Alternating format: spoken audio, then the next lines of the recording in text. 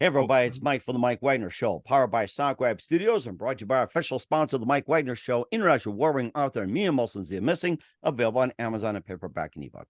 We're here with the amazing UK filmmaker and entrepreneur and founder of Clear Focus Movies. He produced numerous successful movies, including Attack of the Herbals, the Redwood Massacre series, and also Ghosts of Darkness, The Dark Within, and also collaborate with Army of One. And he's also an advocate of the independent film industry in Scotland, supporting and promoting the work of local filmmakers and helping bring stories globally and to life. And he also in the new film, which is basically a sweat-inducing revenge thriller, and it's about an ancient cult embroiled in a sinister blood deal, making a deadly mistake of basically abducting a young woman with a violent, shocking past. And it's called I Am Rage. Live, ladies and gentlemen, Plus Studios in beautiful downtown Scotland, somewhere in Aberdeen, along nestled in the UK. The UK filmmaker, director, entrepreneur, founder of Clear Focus Movies, and of the latest movie, I Am Rage. Ladies and gentlemen, the multi-talented David Ryan Keith. David, good morning, good afternoon, good evening. Thanks for joining us today. yes, it's good afternoon from here. It's a pleasure to be on your show.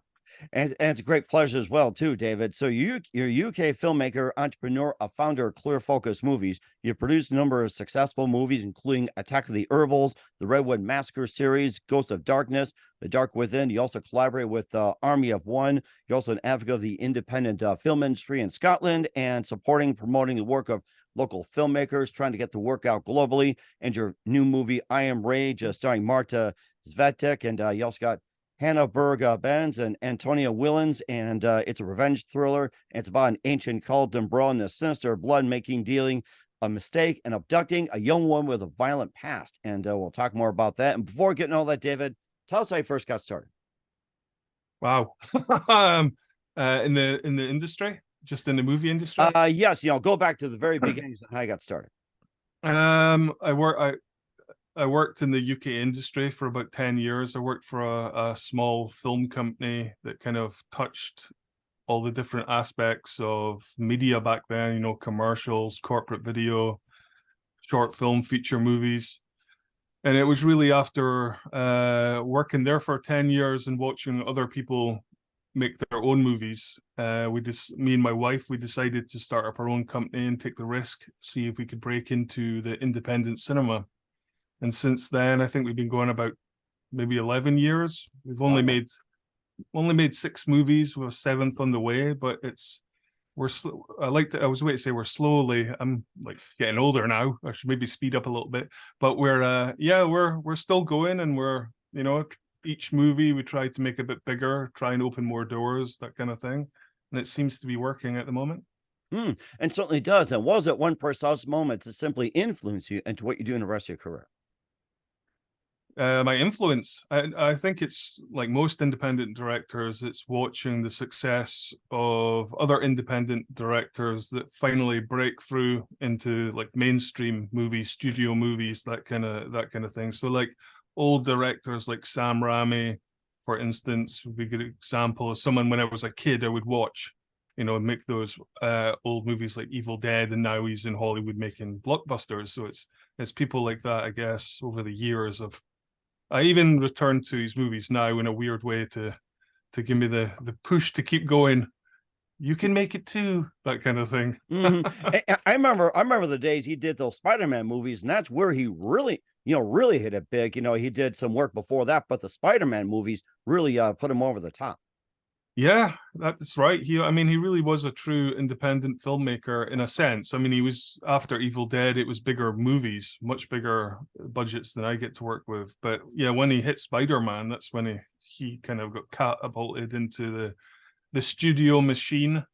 And I mean, he's a real indie success story for people like us anyway, that are trying to, well, not emulate, but try and follow in the same footsteps. And of course, you're looking to do that as well too. We'll be talking about I Am Rage in just a minute. And who are some of your favorite filmmakers, producers, and directors growing up? Oh wow! I mean, I grew up in the 80s, 90s, so I always think back to like the old movies, like James Cameron, like genre genre pictures, like RoboCop, Predator, Schwarzenegger, Van Damme, Stallone. That's what I grew up with. So that's kind of the movies I kind of watched when I was a kid. So, yeah, I guess even I Am Rage is a kind of throwback nod to those guys I watched even back then. Even with RoboCop as well, too. And I kind of get that thought too. You mentioned that it kind of had a bit of a RoboCop feel to it. Yeah, I think they're just so ingrained. Like back when I was young, like I'm 42 now, but remember it was like VHS. When you watched a movie, it was a big deal, and you would repeat watching that movie. It's not like today where you just like click off next. Hmm. So you would watch these movies a lot, and I think they're just kind of stuck in my in our my head for definite. And sometimes a lot of these movies kind of filter through into my indie films, not even with me knowing, if that makes sense. I think I know what you're saying. It's like I was thinking, saying stuck in rewind. I remember there's a VHS. You watch it go like that. You just watching, and you got that bar just spins and everything else, and then you got the little grain in it and just come down like snowflakes too. So I remember the Yeah, VHS movies pretty well. I remember watching those. It's like, okay, where is it nowadays? Like click, click, click. It's like, yeah, what's the yeah, fun of it? You're right. So it's just so easy to flick through movies now, and it doesn't seem the movies today don't seem to have the same impact. I think it's for the very reason that there's just so many movies. And back in like the 80s, all of 90s, it was more of like an event to go to the cinema, even getting a VHS, and even as it moved up to DVD, it was more of, it was something physical to hold. And yeah, you would watch these movies more than once. And we've kind of lost that over the years, I think. And also change in marketing, change in structure, and everything else too. I remember the days where it's like, before VHS, you basically just, anticipate, Star Wars is coming, or let's say Empire Strikes Back, you built it up, and then VHS, it's like, if you miss it, you can get it on VHS. Now it's just like you can just do it anytime, which just kind of takes the thrill out of it. Okay, let's just say let's see. Let's say Mission Impossible 9. What was like the latest one to come out? I've lost track of these numbers nowadays. It's like, you can watch it anytime. It's like you're right. There's just no build up these days to it. Yeah, I think, well, for a time, especially movies, there was like a physical aspect to it. Obviously, they used to show it in the cinema on film, and then VHS, DVD, Blu-ray. So even when in the cinema, there was something physical that you were handing over. And now, I mean, it's kind of depressing in a weird way. When it's digital, you spend like 6 months in a movie, and then you export it to a little key, or you upload your movie. It's like a weird feeling to know that it just exists digitally, that could disappear the next day if people choose not to stream it on their sites. Hmm. So And, yeah. and it's also difficult getting people in the theaters as well too. And what would be your proposition? Sorry. No, no, it's like, then people getting to movie theaters. That's been a big problem these days. It's like, what would be the idea of getting people back into theaters? Yeah, it's a hard one. I mean, you really have, with technology now, your own TVs are getting bigger.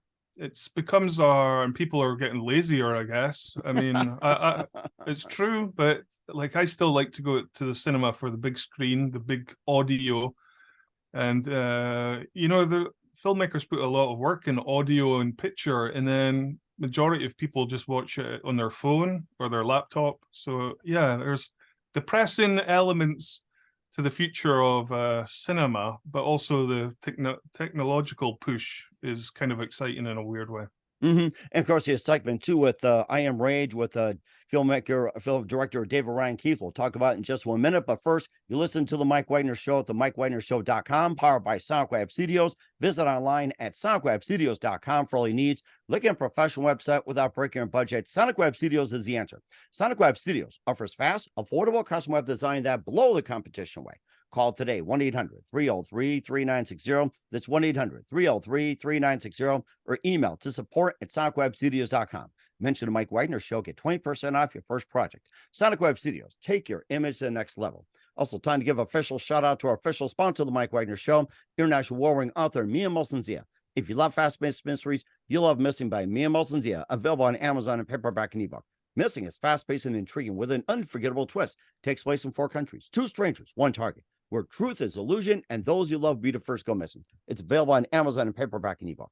Missing by Mia Molson-Zia has garnered great reviews. An evil evidence endorsed by Howard celebrities, including Joanna Cassidy, Forbes, Riley, and many others. So grab your copy today before it goes missing by Mia Molson-Zia, available on Amazon. Also, check out the Mike Wagner Show at the MikeWagnerShow.com and over 40 podcast platforms. Heard in 100 countries, including Facebook, SoundCloud, Spreaker, Spotify, iHeartRadio. Also on Apple Music, Odyssey, Pandora, Buzzsprout, Pandora, TuneIn, and more. Also follow us on YouTube, BitChute, Rumble. Make sure you subscribe. And also on LinkedIn, Instagram, Twitter, TikTok, Threads, and Instagram and Facebook. Take us with you on any mobile device. And for great gift ideas, go to Amazon.com. Check out the Mike Wagner Show podcast. T-shirts, pop sockets, throw pillows, tote bags, hoodies. Makes great gifts 24/7. Go to Amazon.com. Check out the Mike Wagner Show podcast. And for more great gift ideas like missing once and wrinkles, plus T-shirts, pop sockets, hoodies, phone cases, and more, Amazon.com/Mia Molson Zia. Check it out today and support the Mike Wagner Show on Anchor FM, PayPal, and the MikeWagnerShow.com. We're here with UK filmmaker, entrepreneur, and founder of Clear Focus Movies and the latest movie, I Am Rage, David Ryan Keith from Aberdeen, Scotland, here on the Mike Wagner Show. And before we talk about the movie I Am Rage, David, you did the Redwood Massacre series, including the original and also Annihilation. You also collabed with Stephen Dunham of Army of One, also Ghost of Darkness, The Dark Within, and tell us more about those films, especially the Redwood Massacre. Yeah, the Redwood Massacre was a movie. When we started up our business, Clear Focus Movies, we decided to fund our own movie.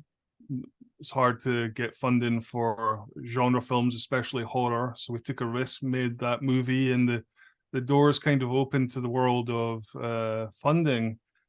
And then years later, we made the second one with Danielle Harris, who was in like the old Halloween movies and that kind of thing. So it kind of came full circle, super low budget to a lot. I won't say big budget, but a big enough budget to warrant getting some known names. So yeah, I look back on that movie and with a smile, it kind of it could have sank us at the time, but it kind of paid off, and we're still doing it.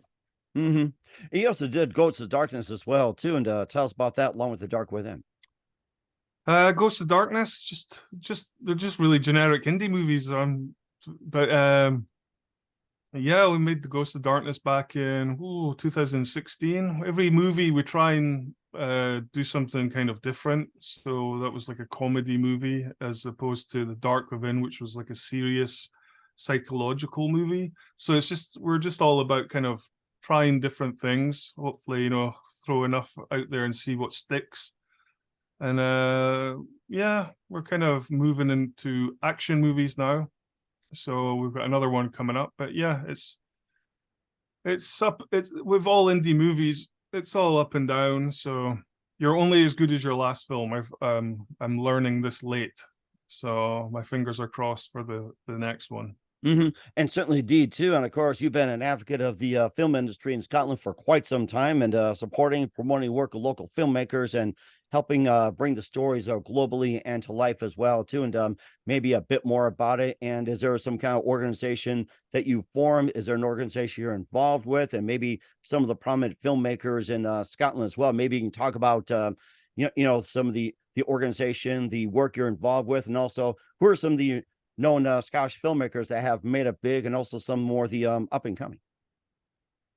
I mean, Scotland's a very small country, and we do have like a film organization here called Creative Scotland, but they're more tailored for bigger productions. They lean more towards studio films, basically, things that will bring in more money. So on the independent circuit, especially for anyone trying to make like a genre film, say a horror or action, sadly they kind of steer away. And I mean, this is only my experience.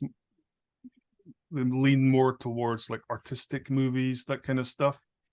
So it's kind of hard up here to break in. It's a weird one. But yeah, there is still quite a lot of filmmakers in Scotland at various heights. I mean, they had the Tetris movie that just came out. Yes, the Tetris movie. That was directed by a guy who was from Aberdeen, Scotland. And he actually came back to Aberdeen and used Aberdeen in the movie to substitute for a rundown Russia, which kind of puts our city of Aberdeen in bad light. So, So I thought that was pretty fun. But there's a few people I know that are like me, kind of. My whole thing is I'm trying to kind of carve my way and get out of Scotland to shoot in the US, but the US producers I work with prefer shooting in Scotland because it's visually something different for you guys to watch. Mm-hmm. So it's a weird one. I'm wanting to go out and they're still wanting to come in. So I mean, either way, I'm happy to keep making movies. But yeah, I think it's a tough one in the UK. It's I think genre movies are seen kind of differently here. Like say, for instance, a slasher, they more look down at you for trying to make that kind of movie, even though the audience worldwide is huge. So it's one of those. Yeah, I need to come Mm-hmm. to the US. That's what I'm trying to say. Mm-hmm. Right, right. I know what you mean. And if you ever pick a genre, what genre would it be and why? I I like action. I like the action genre, and I like the horror genre. I love the horror fans. The kind of movies I want to make and do make are kind of like fun popcorn horrors, which don't always work out the best for me as a filmmaker because there's a side of filmmaking that's quite artistic, and I'm making a film about flowers. I'm going to win all the awards, and then I'm like, oh, I'm making a slasher movie. You can see where the different lies, but Killer flowers. I can imagine that killer flowers. So yeah, I'm like it just doesn't interest me. I like to try and make movies that just kind of entertain you for 90 minutes. You kind of switch off your brain. Well, that was fun to watch. And then if you want to watch a serious film, yeah, you still got time. and of course there's time to talk about potentially reach I Am Rage, and starring Marta Svetek and also Hannah Berg Benz and also Antonia Willens, and it's basically it's about an ancient cult embroiled in sinister blood plot, making a deadly mistake, abducting a young woman with a violent, shocking past. And tell us a bit more about I Am Rage and what inspired to work on it. So it's an action movie. It's like a kind of throwback to like the 80s, 90s movies, like I said earlier. It was completely designed just to be a fun popcorn movie. It's not too taxing on the audience. It was kind of inspired. I mean, it's a real boring story how we got the movie, but it was just kind of presented to me, and luckily I got a chance to get involved with the script. And over here in Scotland, and like many people, I guess, I watch a lot of conspiracy theories. So it's quite easy to draw on some of those conspiracy theories to try and give the action movie a tired formula, just kind of a different edge. Mm-hmm. Hopefully it's worked. Mm-hmm. I mean, the movie's been out for like 10 days now, so I'll be finding out soon once the audience quite rightly get back to me, Mm-hmm. which they always do. Mm-hmm. And generally do as well. It sounds like an interesting movie. What are some of the conspiracy theories that are involved in the movie? Of course, not give away too much, but you mentioned conspiracy theories, and there's a lot of it, and there's plenty out there. What are some of the theories that you present in the movie? I mean, there's a lot. The Freemasons started up in Scotland, so there's a cult element in this movie, and it's easy to go around Scotland, and if you don't know what you're looking for, but like the Freemasonry symbols are all around our cities, and like people pass by and don't really notice, but if you look into it, it's easy just to. So I find that kind of interesting. So I kind of try to put like the kind of a hyper version of what a cult might be. But one of the big things I put in was about adrenochrome, which at the time I just thought was like a very disgusting conspiracy theory that would be like a kind of original angle I could put into the movie. And then of course, with the movie The Sound of Freedom coming out, and the guys who made that openly talking about adrenochrome as a real thing that happens. Oh, I was adrenochrome. I'd like to hear more about that. That's new to me. So do you know nothing about adrenochrome before I? Absolutely not. You know, if that's the first person to ask and I don't know nothing about, I'd love to hear more about it.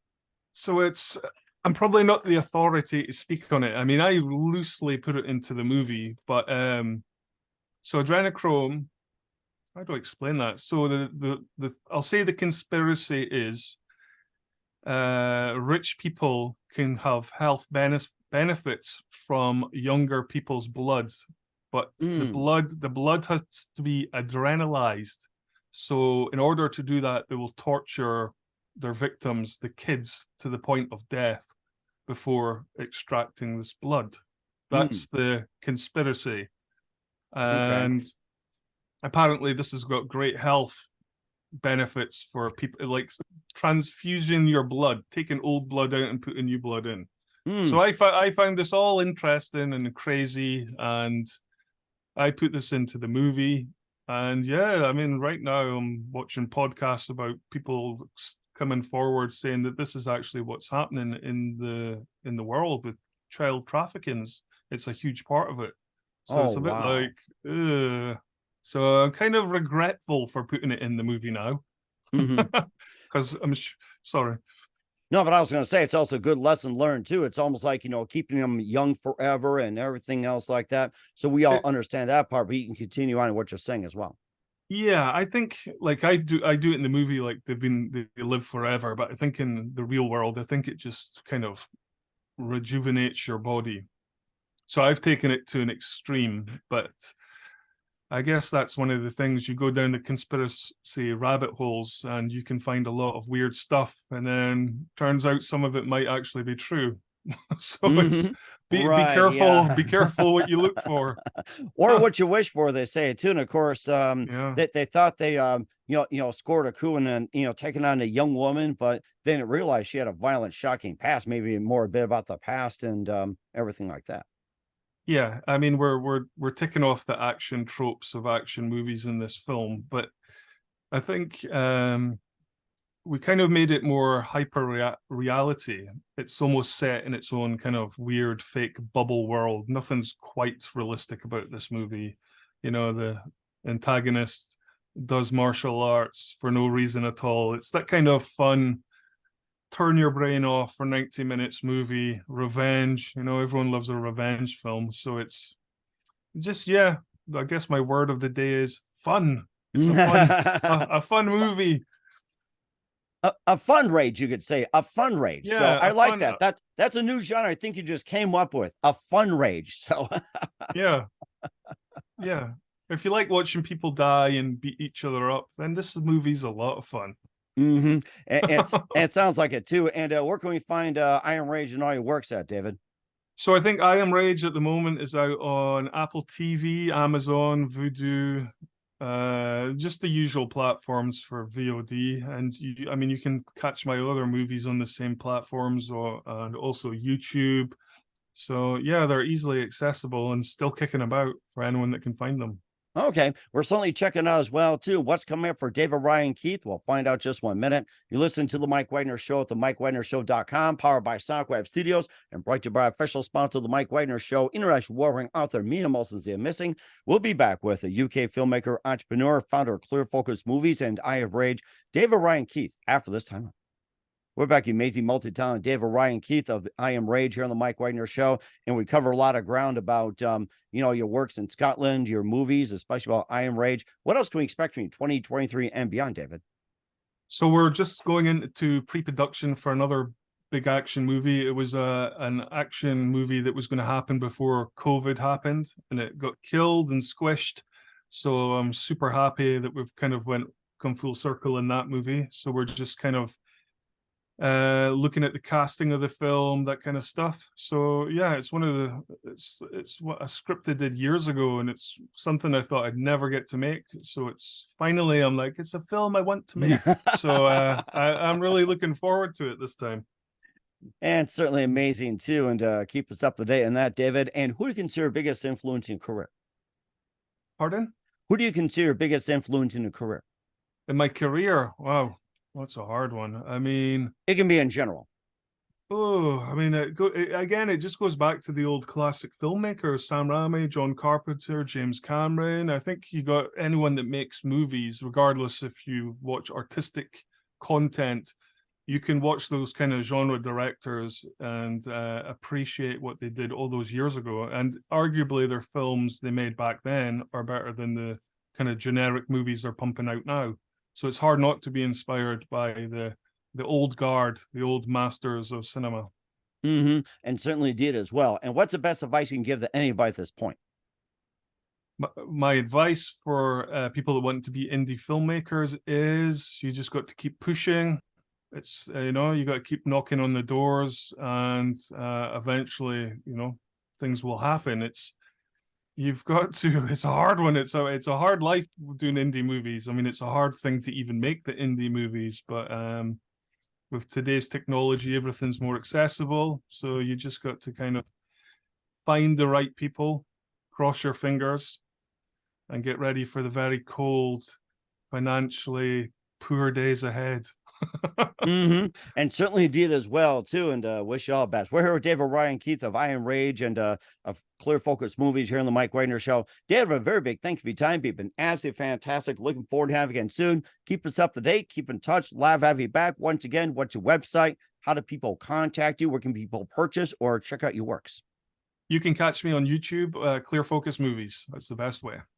We'll certainly check that out. Once again, David, a very big thank you for your time. You've been absolutely amazing. Looking forward to having you again soon. Keep us up to date. Keep in touch. Love to have you back. Wish you all the best. And David, you definitely have a great future ahead of you.